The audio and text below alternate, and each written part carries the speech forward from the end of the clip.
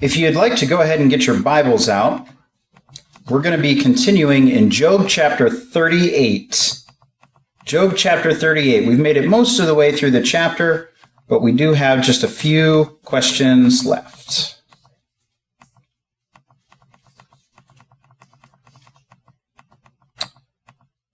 Okay. Last week we had been talking about the questions that God had been posing to Job, and specifically the ones that we ended with last night were dealing with the constellations, with the stars, with their placement, with how they were controlled and how they moved and the forces that governed that. And God was essentially explaining to Job that Job, or mankind, does not possess that power. That is a power that belongs to God. And it was a way for God to continue his reprimand and also his education or re-education of Job. And so we're going to continue with God's questions tonight. In Job 38, Job chapter 38, starting back in verse 36, God says to Job in verse 36, he says, "Who has put wisdom in the innermost being, or given understanding to the mind?" So we'll start with those questions tonight. So the question that God posed to Job, he says, who has put wisdom in the innermost being? Rick? Some translations will say, what does that say about the ibis? Instead of saying in the innermost being, it will say the ibis. The ibis? There seems to be some reference to wisdom and about the flooding of the Nile. I don't kind of catch that, but maybe historically, just in case anybody sees that in their translation. It's a good call out. Mine says who has put wisdom in the mind or has given understanding to the heart. Yeah, and in a lot of these scenarios, you'll see, again, in Job, there's a lot of differences in translation. And I'll try and call some of those out, but some of them I don't, because the gist of it is essentially the same.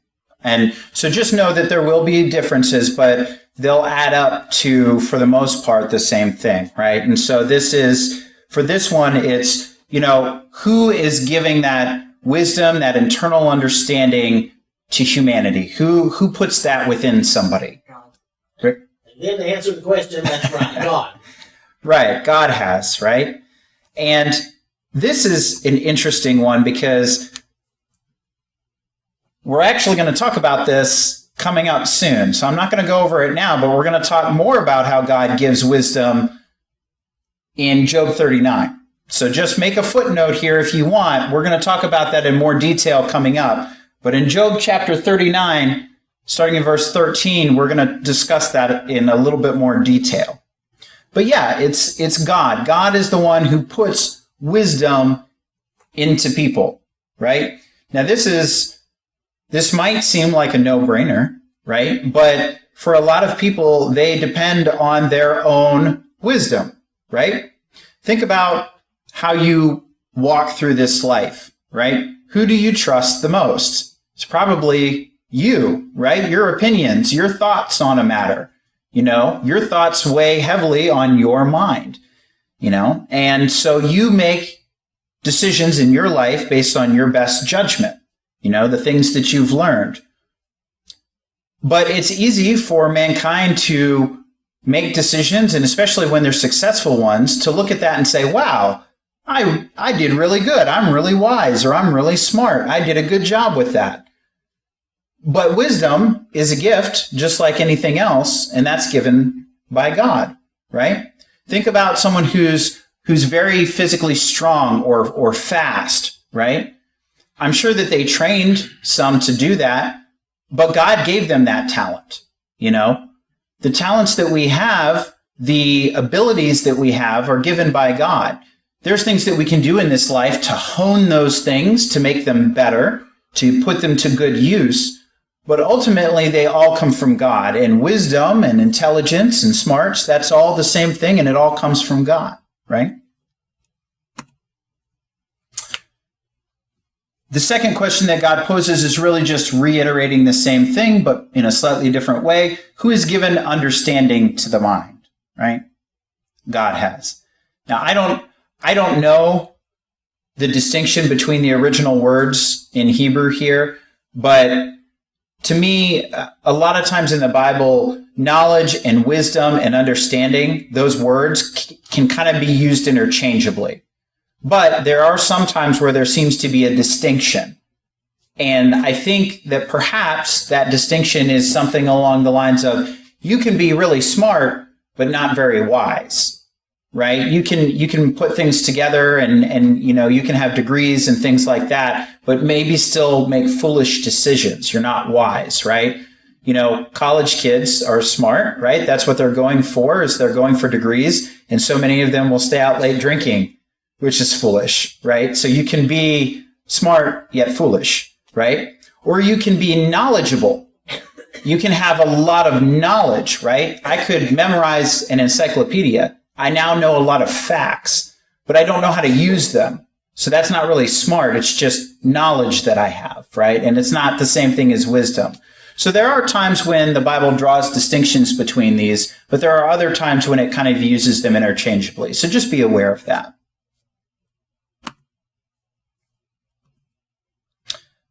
Okay, so then we drop it down to verse 37. Verse 37 and 38, God asks Job, who can count the clouds by wisdom and pour out the water jars of the heavens when the dust hardens into a mass and the clods stick together? So who can count the clouds by wisdom and pour out the water jars of heaven? God can? What about a meteorologist? Can a meteorologist count the clouds? No. I always get it wrong. No. Well, so this one's an interesting one to me. Like, how do you tell where one cloud starts and one cloud ends? Right? How would you even go about that? It's not like saying something like, who can count the sand on the beach?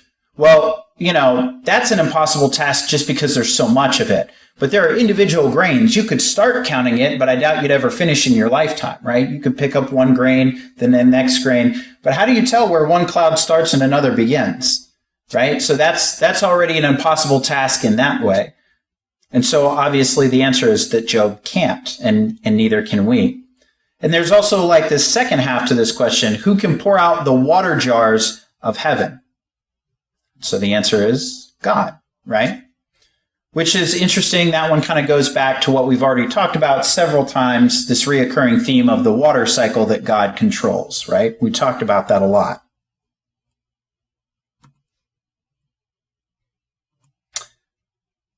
All right. So what was the theme of, I said third set of questions, sixth set of questions. Who's counting? What was the theme of this set of questions? We had talked about some of them. This really continued into the previous session where we talked about the water cycle and lightning. And so this is kind of an odd one to maybe group together, but what would you say, Rick? This is really wisdom to me, because that's the word that keeps coming up. It's Mm-hmm. wisdom and understanding. So you could argue maybe clouds and rain. Yeah, if you look at the previous questions that God asks, he's talking about the water and weather, and then he takes this very brief break and asks about wisdom of the mind, and then goes back to water. So I don't know why he did that, but that's the way he did it. And so I would group it together, and maybe it is all just wisdom, right? You could word it that way. You could say the weather, weather, clouds, the human mind. No real wrong answers here. All right. I had a comment. Yeah. We know that God is a creator. Mm-hmm. And so since he created everything, he's in control of all the things you're talking about. Yeah, absolutely. And then that's part of the point that he's making to Job, right? He'll talk back and forth about, Job, do you know about this thing, right? So do you have knowledge of these things? And Job says, well, Job doesn't say anything, but Job doesn't have the knowledge of these things that even exist or how they work. And then God will show that he has control over them as well. So knowledge and control over these different things. So then, question 39 to 40, we're almost at the end of the chapter here. God says, can you hunt the prey for the lioness or satisfy the appetite of young lions? So what do you think? Can Job do that? Rick? Today, with the proper armaments, you could do that, but Yeah, Job could not, right? Job couldn't. However, you're right. Like, perhaps some humans can feed lions or keep them in captivity. We see that in Daniel. Daniel chapter 6. There's a king and he has a den of lions, right? He keeps them. They're his pets. But God is speaking of caring for lions in the wild, right? When people own animals, own lions, they're in some kind of wildlife preserve, or they're in a zoo usually, something like that. They're in some kind of enclosure or pen, because lions are really dangerous as it is, let alone a wild lion. And so God is talking about these wild ones, right? Because he's talking about, in verse 40, he says, when they crouch in their hiding places and lie in wait in their lair. He's talking about wild animals and caring for them. So I don't know that humans are really taking care of wild lions, right? And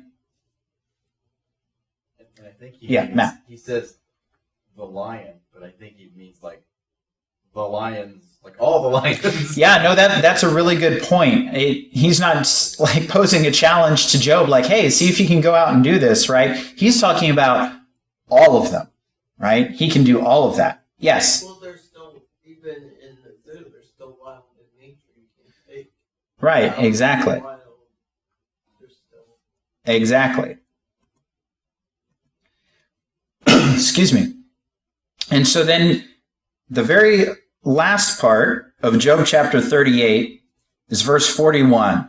And he says, who prepares feed for the raven when its young cry to God and wander about without food?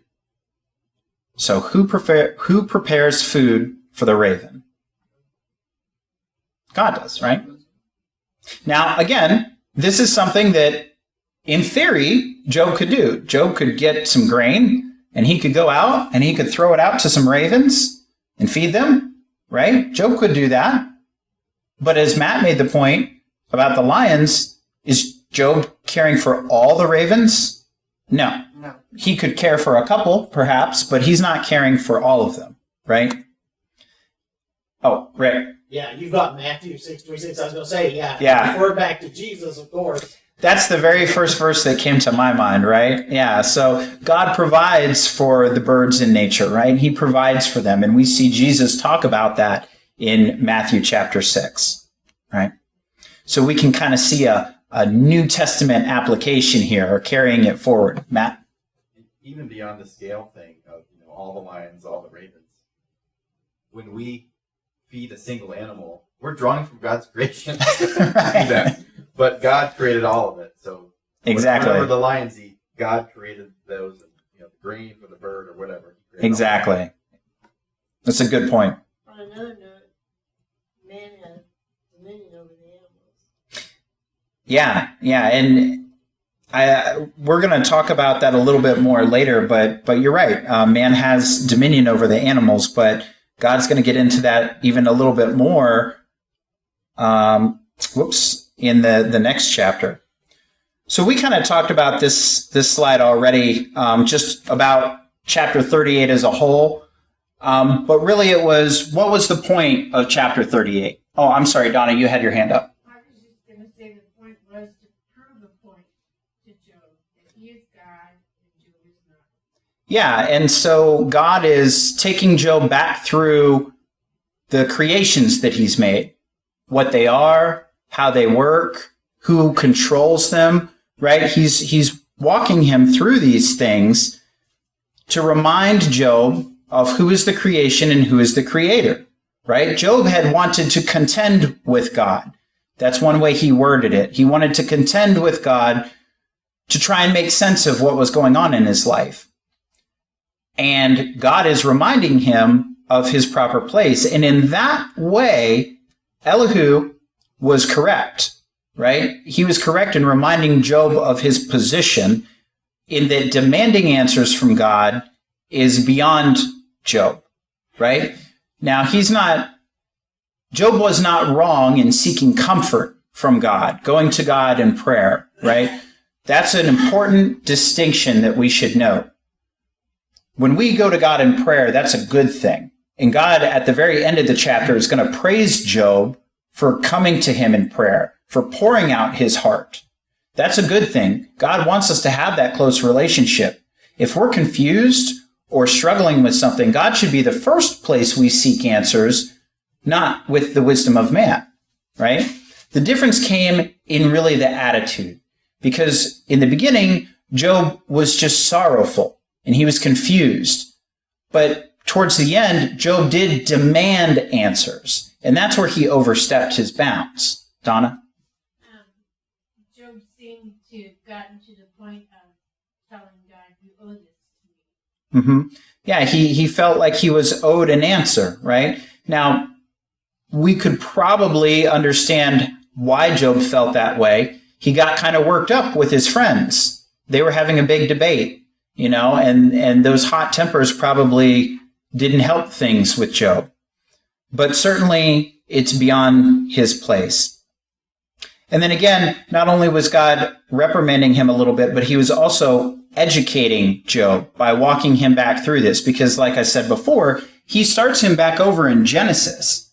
You can kind of see God starts at the beginning and is walking Job through these early creations that he's made, and just reminding him who has more wisdom there.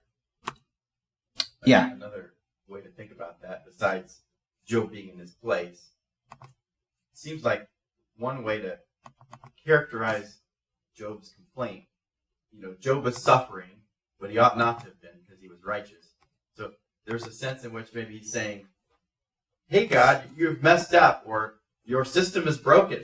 Right. You have a system where good people should have good things happen to them. That's the whole retribution principle in Proverbs. And it's broken. You're not out of control, God. Right. And so everything God's just said is, I'm in control of the lions, I'm in control of the motorcycle. Right. All this stuff that you can't even comprehend, I've got it. And so, by implication, I've got this situation with you, Job, that you're so upset about. Yeah, and that's a good point, because one of the things that all the humans in this story were struggling with was, how is justice worked? How does God deal with justice, right? And all the friends thought, well, if you're good, you get blessed, and if you're bad, you get punished. And Job kept trying to point out, well, that can't be the case, because I was good and I'm suffering.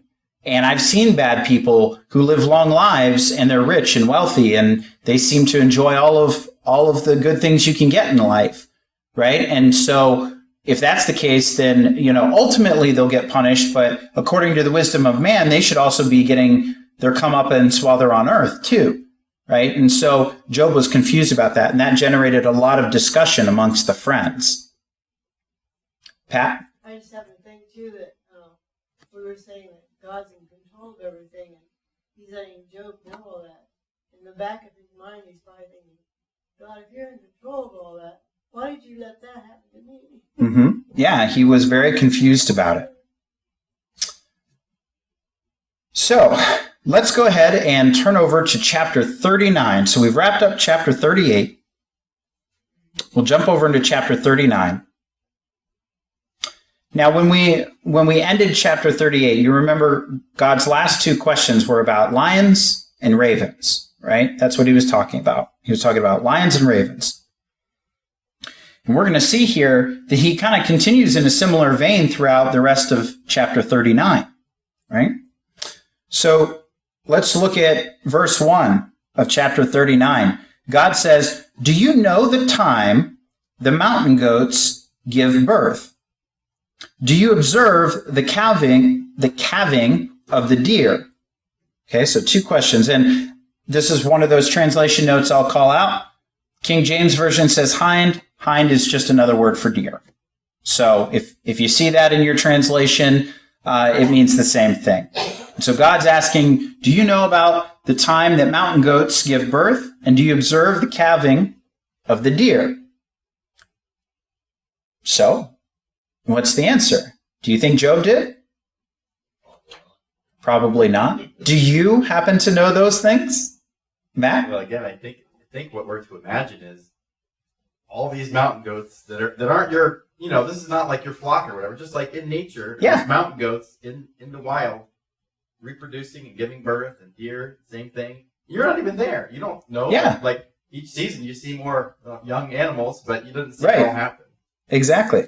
Yeah, and so my answer to this was that, it is possible that some humans could observe these things. If you lived in the mountains, you could, perhaps observe the time that you're seeing baby goats show up and kind of guess that, or you could observe, and see about how long it takes for a mountain goat to give birth or whatever.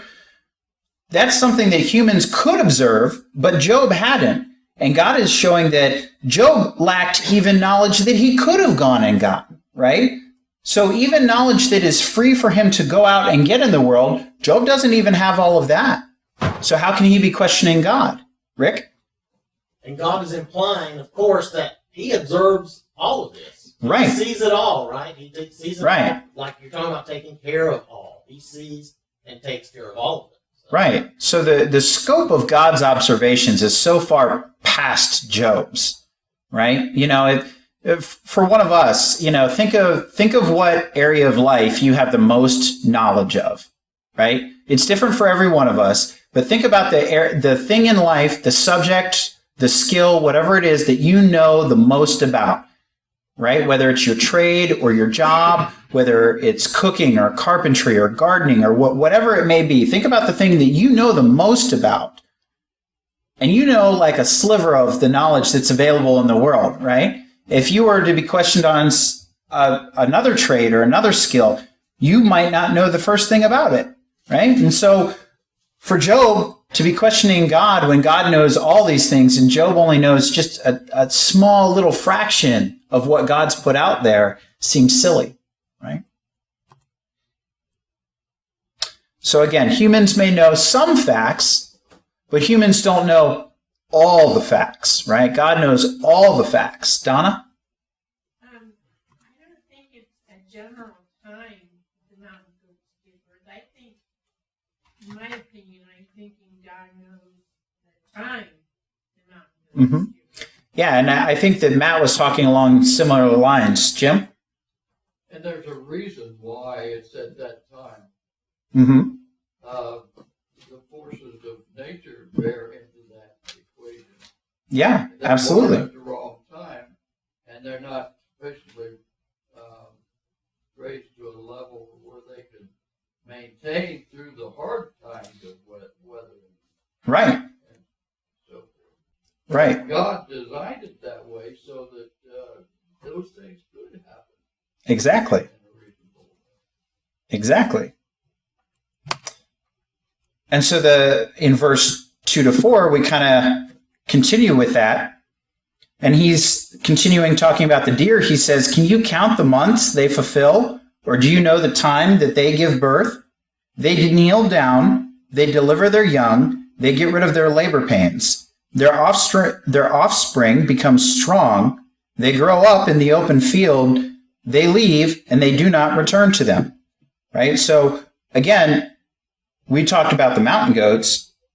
God's also talking about the deer in the same kind of questions. And he's saying, do you know how they work? Right? And God follows up with a short explanation showing that I know how it works. Right? And then again, I just want to point out a small difference here that kind of amounts to the same thing. But when the New American Standard Bible that I just read from, it says when they grow up in an open field. If you're reading from the King James Version, it says they grow up with corn. And if you're reading from the New King James Version, it says they grow up with grain. So they grow up with corn, they grow up with grain, they grow up in an open field. You can kind of get the same image in your mind, right? These young deer growing up in this wide place with plenty of food to eat, right? So that's the idea behind that. Yeah. Any other thoughts or questions on those verses?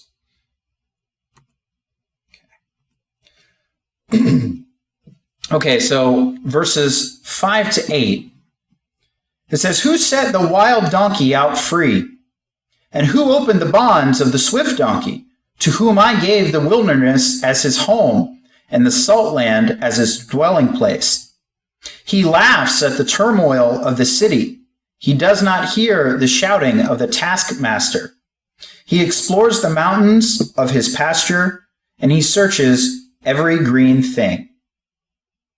So now God's talking about donkeys. He says, so who set the wild donkey free? Who opened the bonds of the swift donkey? Right? Now again, we'll have a translation difference here. So my version says wild donkey. If you are reading from the King James Version, it'll say wild ass. The New King James Version says wild donkey, and for the swift one, it says onager. Okay? And if you have no idea what an onager is, it's your lucky day, because there's a picture of one. So that's what an onager is. Right? So swift donkey. And so who is that? Who controls all of those things? Who knows those things about those wild donkeys? Is it Job? The very creator of all things. The very creator of all things, right? And you can look, again, just like he did with the deer, he gives a little short explanation to kind of show and answer his own question that, Job, you don't know that, but I do, right? He says, to whom I gave the wilderness as his home and the salt land as his dwelling place. And then he kind of talks about the behavior of the donkeys a little bit, right? So he's showing that he even answers his own question for Job. He says that I gave, I did this thing, and I provide for this animal. Not you, Job. You didn't set this thing up this way. I did, right? So God kind of answers that. And I mean, you get the impression that the questions that God is asking to Job are rhetorical. You know, that we were kind of getting that sense that every time God asks a question, it's very obvious that no, Job doesn't know, or no, Job doesn't control that, or no, Job doesn't have anything to do with that, right? It's always God, right? I had a comment. Yeah. Not only does God know, but the herdsmen know too, because they take care of the goats. Mm-hmm. Yeah, and so again, although humans can know a little bit about these things, can take care of one of these animals, perhaps one of these animals, or even if you can take care of a herd of them or a flock, you're not caring for all of them, right? Not all of them. Any other thoughts or comments? We're pretty much out of time tonight, so I'm going to wrap it up there. You know, just a thought that went through my head. Out of all of these questions Yeah. that God has asked, you do not see anywhere where Job has responded. Right. Right. Job has not said anything yet. He knows that he's Yeah. getting the message. He's getting it, right? And I think we would all get that. If God suddenly starts talking to you out of a storm cloud, if you're even able to answer, you're probably smart enough to hold your tongue, right? Now, we will see that there comes a point where God makes it very clear that he does expect a response. I think it's at the beginning of the next chapter, but we'll get there. So thank you, everyone. I appreciate the participation tonight. Well, I'm sure all of you probably have heard or know Monday morning in Nashville, innocent blood was shed. And, it's a horrible thing to see those children and those adults killed. And it makes us think, how can we help someone with these types of issues? How can we, what can we do for them to help them? This was a case of a woman wanting to be a man, obviously mentally unstable, and perhaps obsessed with that idea of making that change that is impossible to make. Maybe blaming God and Christianity for standing for that truth that a woman cannot become a man and a man cannot become a woman. I don't know this person and what she was thinking, but that could be a possibility. It could also be a possibility that she was taking testosterone, which, it's just something that would be unusual for a woman, and a woman would be unaccustomed to that. Men grow up with that. We have that all our lives. It's like a steroid, and we always have it. And it can cause aggressiveness and aggression. It can change the way you think.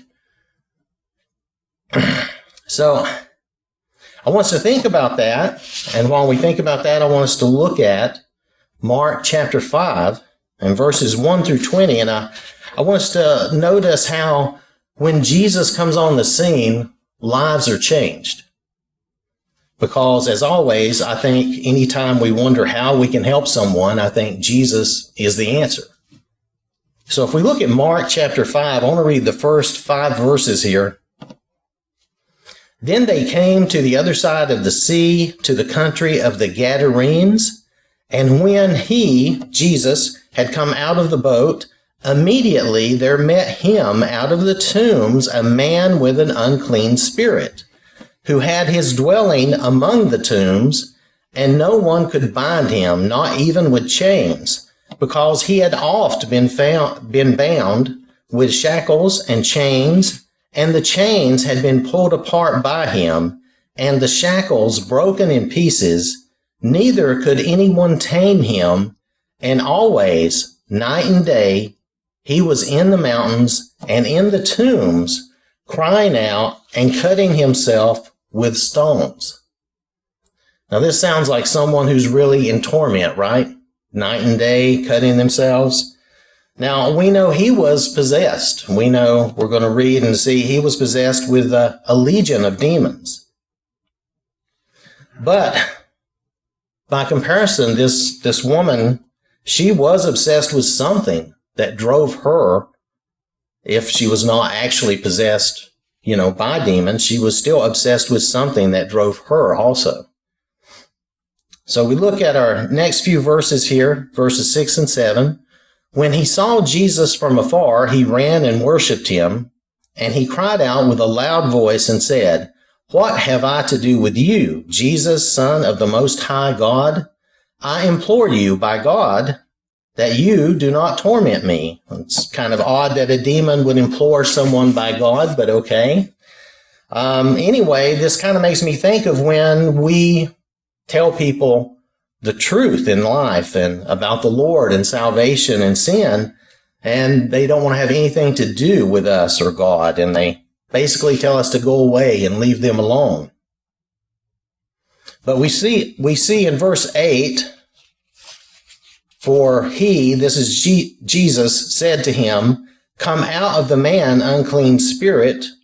And then when we look a few verses down, if we look at verse 12 and 13, in verse 12, so all the demons, like I said, remember this is legion, this is a great number of demons that this man had.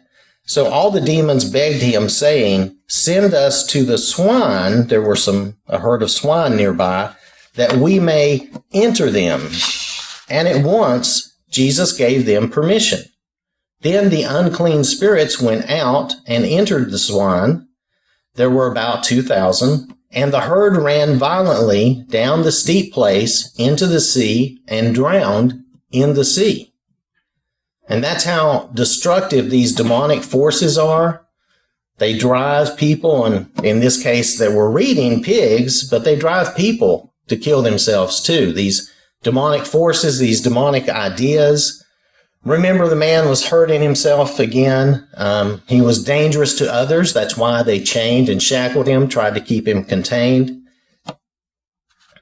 And the shooter in Nashville, she had told her friend she was going to die just minutes before she did it. She had told her that she would see it on the news. And she told her, well, basically, she did this on purpose, knowing and hoping the cops would kill her. She said she wanted to die. And that's how evil some of these ideas and the forces that we fight against are. So those who fed the swine, I'm going down the next 2 verses. So those who fed the swine fled, and they told it in the city and in the country, and they went out to see what it was that had happened. Then they came to Jesus and saw the one who had been demon-possessed and had the legion of demons, sitting and clothed in his right mind, and they were afraid. It was such a miracle that they were afraid. It was a shock to see him changed like that. And those who saw it told them how it happened to him who had been demon-possessed and about the swine. Then they began to plead with him, this time with Jesus, to depart from their region. Now, I think to some degree these people were just afraid to stand for the truth and to support Jesus, afraid of what had happened because they did not understand it or maybe did not want to understand it. If they understood, then they would need to make a stand for something, wouldn't they? Sometimes making a stand for the truth is hard. If we look at the next verses, 18 through 20, we'll finish these. And when he got into the boat, again, this is Jesus, because they asked him to leave, so he's going to leave. He who had been demon-possessed begged him that he might be with him or go with him. However, Jesus did not permit him, but said to him, "Go home to your friends and tell them what great things the Lord has done for you, has done for you, and how he has had compassion on you." And he departed and began to proclaim in Decapolis all that Jesus had done for him, and all marveled. So we see how this man's life was turned around because Jesus came on the scene. And just for a short time, Jesus just kind of came, disembarked. I say disembarked. He got off the boat. He met this guy, performed the miracle, and then he's turned around and leaving. And not a lot of time has passed here. But the man was changed forever. He had been a problem for his community that they had to deal with, and now he was a blessing, and he was a testament for the Lord, right? With Jesus, we can be at peace. We can have our right minds. And this is the Jesus that many people need. People like this shooter in Nashville. That woman needed the Lord and needed to know him in a personal way. Jesus can take away the pain and torment and give peace and rest. And this is the Lord that people need to know about. But they also need to know, we have to tell them the whole truth. They have to know about the judgment. We can't give them the love of God and leave out the judgment. Judgment is also a part of the truth. Dying without the Lord brings eternal torment and loss. Death without God is not a peaceful release. That is a lie from Satan. We see that sometimes in movies, or maybe you read it somewhere that, it's peaceful for that person to die. But without God, without the Lord, that is not peace. We know that without Christ, dying is a horrible end. We thank the Lord that he died for us. He forgives us. We know that when we pass from this life, it is not death. It is not the end, but that we will be with God our Father forever. But for those that die without the Lord, they face the second death. For them, it is to be without the Lord forever, and it is to miss that eternal life and joy. And they will not know how it is to be in heaven with no more pain or sorrow. So without the Lord, this brief life of sorrow is all people will know. Without the Lord, people like that shooter have no hope, which I believe is part of the problem. There was no hope. We want better for them than that. And God wants better for them. And I kind of want us to remember this. Why did Jesus make this trip? He come across that body of water over there. He knew what would happen, but he made that trip for one man, to change that man's life and to give him a mission. So no one should ever think that there's no hope, that the Lord does not care about them, because regardless of their condition, this guy was possessed by a lot of demons, living in the graveyard, you might say, today. So I just want us to feel and know and understand that there's always hope for these people, and that we should try to reach them if we can. We may or may not know somebody like this, but it's worth the effort. And if we don't succeed, then we've not lost anything. At least we've tried. So with these thoughts in mind, though, if anyone here this evening would have an issue or would have a need, we'd ask that you would please come forward as we stand and as we sing.